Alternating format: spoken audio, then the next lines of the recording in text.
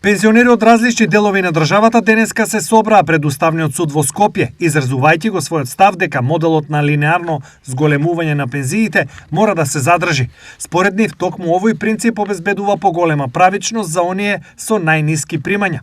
Воспротивно, нивните протести продолжуваат. Ние ова што го бараме, ќе одиме на 10 декември пред Европска унија, Европа да слушни што ќе кажеме.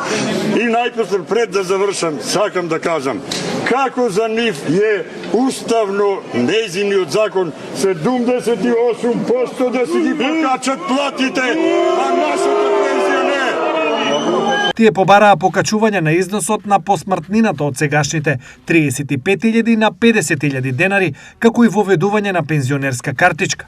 Револтот на пензионерите е инициран од предлогот на уставната судика Добрила Кацарска за преиспитување на валидноста на одлуката во Законот за пензии за линеарно покачување на пензиите.